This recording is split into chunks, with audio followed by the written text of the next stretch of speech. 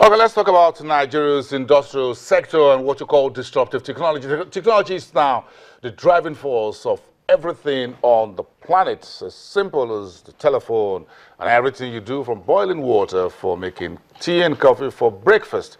But how is Nigeria getting on the game of imagery and technology that will help change the way we do things here as we go through our own industrial revolution now getting started? Of course, the new team in place. Let's bring in Israel Oviri, who is the head of 3D Makery LLC. That's a company based in Houston, Texas, but now bringing those disruptions into Nigerian economy. Don't get scared about the word disruptions. Good morning. Good morning. Thank you very much. How are you doing, sir? They talk about disruption technology. You read some of these things online. It's like, wow, this is going to make things perhaps difficult.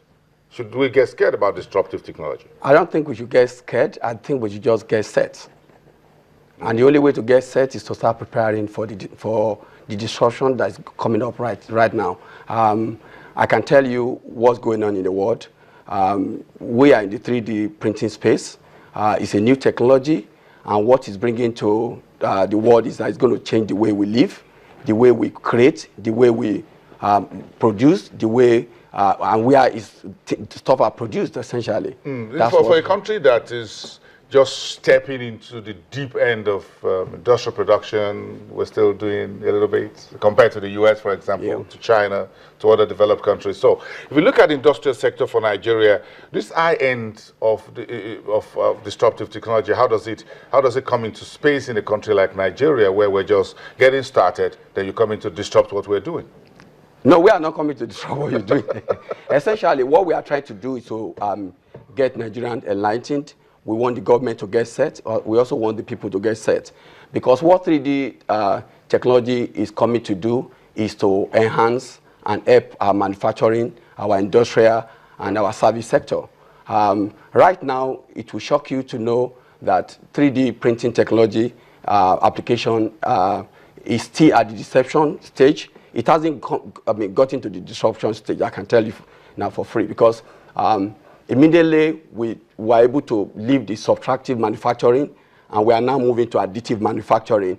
What we are essentially doing is to give opportunity to fast-track production, increase prototyping, get customization to the level that it should get to, mass customization to where it should get to. And I can also tell you that it's going to have a lot of impact, especially in the medical and health sector. It's going to have a lot of impact in our manufacturing and industrial sector. The oil and gas sector should get ready for this. And it will also shock you that I tell you this is the fourth industrial revolution.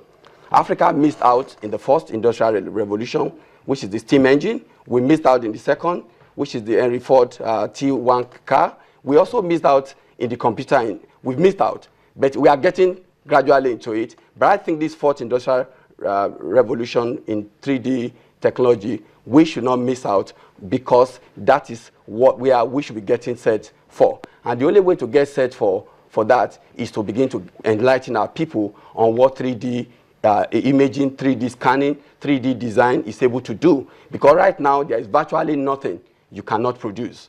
Just by designing on your PC or just scanning it and retweaking it, doing reverse engineering, you can go ahead and begin to print whatever you desire to print. From your jewelries, okay, from your jewelries to your spare parts, to whatever you can think of. That is what I'm going to talk about: spare parts, industrial manufacturing, and things that we need to do. How much does this, looking at our own environment in terms of infrastructure that we need to put in place and things like this, how much do you think we need to do at a top level, I mean at the government level, to get in on this, what you call not missing out of the fourth industrial revolution? I think that what we have to start doing right now is to start a STEM revolution in all tertiary primary, secondary school in Nigeria. That's what I think we should change education. Yeah, I mean we have to lay a lot of emphasis on science, on technology, on engineering, on mathematics, because that is where America, Europe, and other developed world are currently. And I also think that we also need right now some of the few things we are looking at to do.